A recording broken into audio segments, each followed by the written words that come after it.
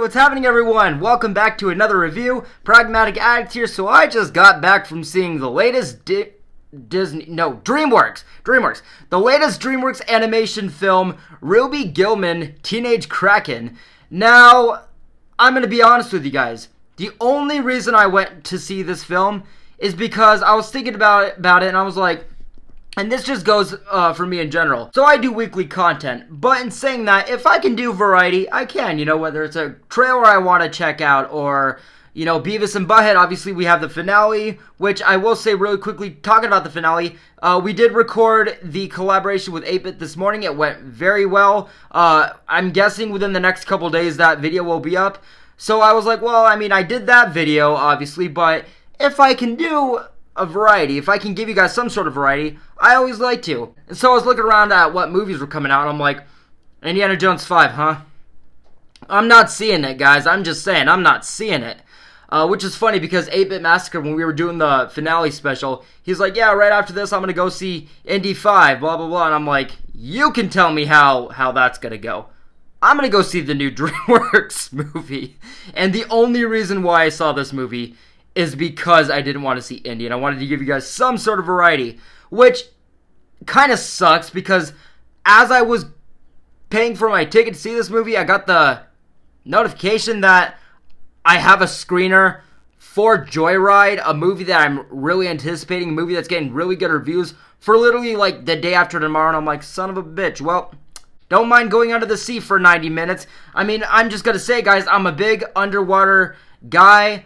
And, you know, going into this movie, I didn't really have any expectations. From seeing the trailer and everything and just seeing what the movie was kind of promoting, I guess, what it was selling, there wasn't really a whole lot of buzz about it. It didn't seem all that special, all that original. It just seemed like your typical coming-of-age kids movie where it centers on, like, the main character kind of being labeled as an outcast trying to find their place. Felt something a lot like Turning Red, with themes of like The Little Mermaid, where Ariel's obviously this mermaid. She wants to get away from what she's categorized. She wants to see this new world. She doesn't want to be what everyone wants her to be.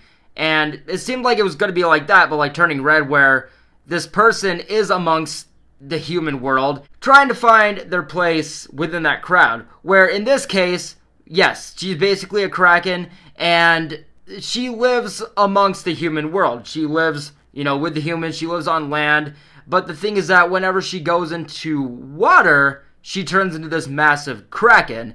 And we're not going to talk about that till a little bit later. I'm actually just going to talk about this movie just one step at a time. So let's just start off with this review. So first off, what I want to talk about is the theme for this film. Yes, obviously, like I was saying earlier, I'm a sucker when it comes to underwater themed stuff, which is, if anything, the only grab that was actually going to get me into this film, other than the fact that it was like 90 minutes. I'm like, okay, it's 90-minute animated film that has to deal with the ocean. It shouldn't be that bad. And I will say, going into this movie, the animation, it feels good enough as far as like where DreamWorks animation is with their career. It's nothing that is going to blow you away.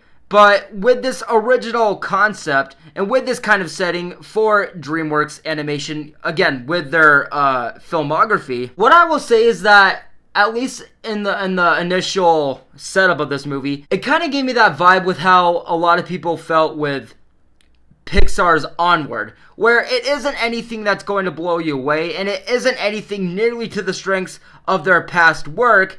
It just felt fine enough for what it was. As this movie's own thing, again, it doesn't do anything that's going to blow you away, but for what it is different enough, and it does well enough with its setting and what it's even going for as far as its demographic. Again, this is a coming-of-age teenage film. The whole first act and even just setup of this film is basically where you're just seeing this story play out as a teenager's life. It's all about prom, it's all about her high school, it's all about trying to fit in and her trying to get with her crush. The movie even incorporates a lot of social media based stuff. There's like times where you're going to see the screen, you'll see like comments going on, and there's a lot of times in the film where something exciting or something big will happen and it'll just play out from like the point of view of someone's like cell phone screen. Again, just for what this movie was aiming for and what it was kind of selling as a setting, you know, as a theme, this teenager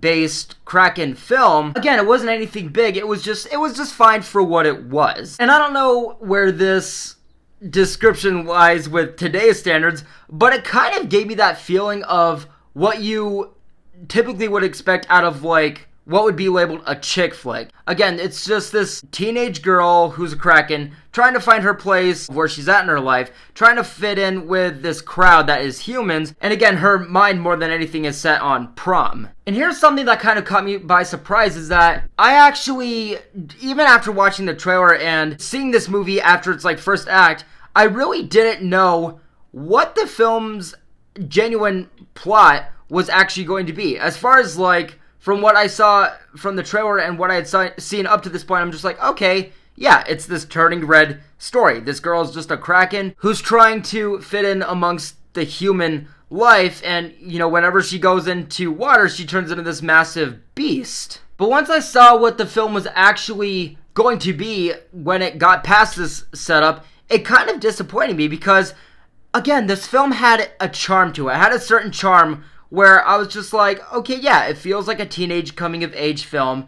It feels what you could see as like a chick flick, where this girl is just trying to find her fit, you know, amongst this setting. And honestly, as far as like the setup goes, before we actually got into the thick of the movie and what it was actually like, where its main plot actually came into play, I was fine with it. I could have definitely gone for this movie as of what it was selling initially. And what I will say is that it does feel like a pretty dramatic shift, because you don't see the film going down this route. I would say that everything after the setup, just no pun intended, it goes completely dry, because the film had such a good setup. It had plenty of characters. You had an idea of who this character was. You had an idea of what this character was kind of after. And again, as a teenage coming-of-age animated family film, that was fine. It felt fine for what it was. It wasn't anything, you know, near to DreamWorks' other work, but it felt fine for what it was. Again, much like how Pixar kind of delivered with Onward. But once that came into play, it kind of altered the film for me, where I had a lot of questions that I didn't even have before. Where at the beginning of the movie, it didn't even dawn on me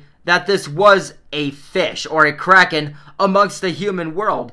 But once this film tried to draw in all this drama and all this backstory, that's where all the thoughts came into play. And that's where all the questions I had came into play, where I'm like, why is this family on land in the first place? Why is it that she's so against being what she is in the water? Why aren't they in the ocean? What's the whole deal with that? I guess the best way that I feel I can describe it, or like the best route that feels appropriate, is that after the setup, again, after that charm and everything that would have worked fine enough for a kid's film in this kind of element, was just never as engaging as that setup. Once the movie got to this area, again, it just didn't prep you for it. You didn't see it coming. It felt kind of janky. It felt like a very dramatic shift, and it just didn't have that charm nearly than what it had in the beginning. And it was kind of baffling to me, because not only was the setup so good, but it makes you think, why did they put out so much for that setup? Like, why did they go that far? Because it did deliver. Again, for what it was fine. And the movie could have played off, again, just based off of that. And it makes you think, like, I understand that maybe that was just like the setup or the background to them, but it had so much leadway.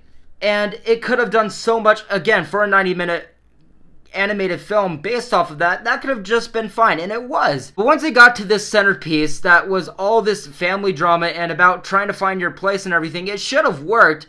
But again, it just never felt as strong nearly as the setup of this film. And even with the final act of the film, again, as far as like in between this initial setup and the conclusion, everything in between that, it just didn't ever hook me. It didn't ever grab me. It was never as climatic or story-driven or as colorful as, you know, the setup. But what I will say with the ending is that it also does have that charm that the initial did. At least as far as its conclusion. As far as the final act, it has things to it where I got that feeling where it was like, as an animated film and as, again, this far into DreamWorks Animation's career, it had that final act where it was like, I felt like this was definitely the time to really show what DreamWorks Animation has. Like, this was really the time to showcase how far that they've come.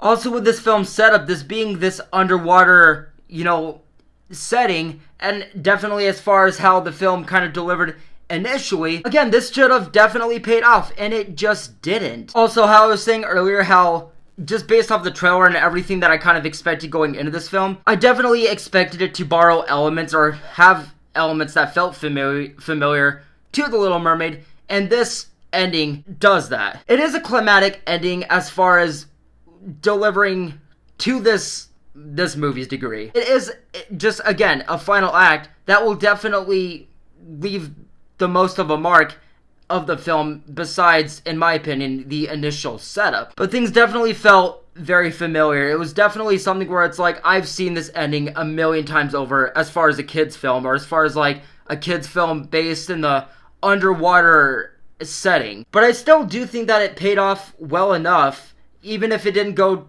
to the fullest of its abilities. It did do enough with its setting, that being this underwater coming-of-age story. It paid off as far as an actual climax and conclusion. The film even does throw you like for a loop, and it does kind of incorporate a twist that I think worked well enough. It just didn't feel all that original by the end, and the overall conclusion of this film and the overall setup were definitely much stronger than just everything in between that. Like basically the movie itself. Again, no pun intended, but after the initial setup and aside from the conclusion, the movie was just dry. And overall, guys, I'm going to give Ruby Gillman Teenage Kraken a mixed review. I guess what I can say, however you take this, is that however you saw this movie where you're just like, why is this kind of a movie coming out in 2023? This looks borrowed. This doesn't look original. It doesn't look like it's the next piece in the filmography of DreamWorks Animation. You kind of get that. Again, it started off surprising me. I was like, wow, this kind of feels like how people felt with Onward. It's still good. It's not as strong, but it's fine. As the movie went on, literally up until its like closing point,